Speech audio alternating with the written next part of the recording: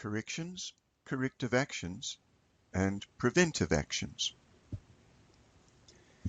In some organizations with some or other system of quality management, many people are not clear about the difference between corrections and corrective actions.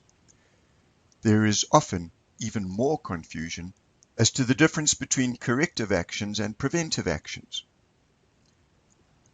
In summary, a correction is an action taken to address a particular instance of non-compliance. A corrective action is an action taken to prevent recurrence of a non-compliance that has been found.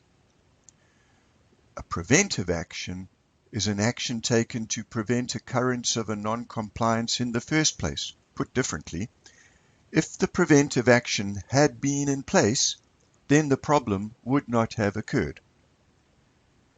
Let's clarify with two sets of examples, one from manufacturing and the other from a service organization, in this case, a long-term care nursing home. First of all, even before you get a correction, you must have a problem to be addressed, which might also be called a non-conformance or defect or just an issue. So, an auto manufacturer might have a problem on their Zippy Safe T, a new model of car recently released for sale, where a small handful of customers have complained that seat belts don't seem to be fastening properly. Problem 2. The ABC to XYZ residence, a long-term care home, has recently had two critical incidents, both involving a resident having a fall. Let's follow these two problems through for correction, corrective action, and preventive action. You begin with an investigation to properly identify and describe the problem. We ask questions like what, where, when, how often, how serious, are there any limiting conditions? You can also ask questions like where or when might we have expected to find the problem but did not? In other words, the investigation is all about gathering as much information as possible about the problem with two objectives in mind.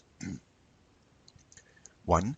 Determine the importance and urgency of containing the problem with an immediate correction. And 2. Determine whether the problem calls for a corrective action to be initiated. Let us say that it is determined that both these problems warrant an immediate correction to deal with the immediate causes of the problem. In the case of the seat belts, the investigation showed that a clip was out of alignment. The faulty seat belts were replaced with seat belts where the clips were inspected to be correctly aligned.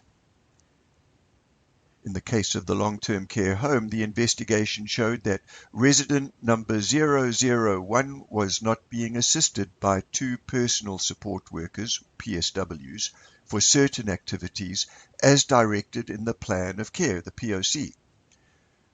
A correction was immediately implemented by informing all affected PSWs of the change in the plan of care. Seeing as this was a critical incident involving resident health and safety and the possibility of serious injury to the resident, it was also determined to implement a corrective action to prevent recurrence of this incident. The required assistance stipulated on resident 001's plan of care following an earlier fall had not been transcribed to the Cardex for resident 1, used by the PSWs, resulting in the incorrect assistance being given. The Cardex has now been updated as a corrective action to prevent recurrence of this incident. In addition, a review of the Cardex system was initiated to ensure that it accurately reflects the latest instructions in the plan of care for all residents as they pertain to personal support workers.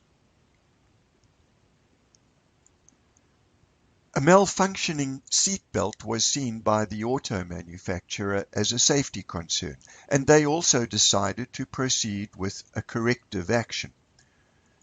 A recall was issued on all 98,000 of the model Zippy Safe Ts. It was easy to determine seatbelts with a misaligned clip. Wherever that was found, the seatbelt was replaced as a corrective action to prevent recurrence of this defect. In their concern for public safety, and out of fear of being sued for millions and fined for millions more by automobile regulators, the auto manufacturer decided to conduct a root cause analysis of their seatbelt problem to see if they should also undertake preventive action. A misaligned clip was the direct or proximate cause of the seatbelt malfunction, but how or why was the clip misaligned? What was the root or underlying cause? Going into the details of root cause analysis is beyond the scope of this presentation.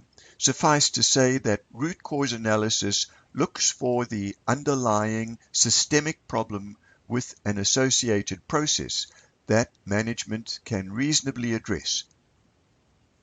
It would not be helpful to argue that gravity is the root cause of the resident falling, since management cannot do anything about that. In the case of the malfunctioning seatbelt, it was found that one of 6 assembly tools had not been recalibrated when switching back to a production run for the Zippy Safe T. There had also been a switch in operators, and the second operator had not been aware of the change in tooling and did not perform all the required inspections at the start of the run. As a result, management implemented a preventive action by making a number of changes to the processes and procedures associated with these lapses. They were confident that had these changes to the process been in place, the original defect with the misaligned clip would not have occurred. At the ABC to XYZ residence, the Director of Care and the Administrator agreed that preventive action was called for given the severity of the repeated critical incident, even though the resident had only suffered minor injuries from her falls. After performing root cause analysis, the policy or procedure for updating the plan of care now adds an approval step to ensure that the Cardex system has been updated prior to final approval of the plan of care documentation change.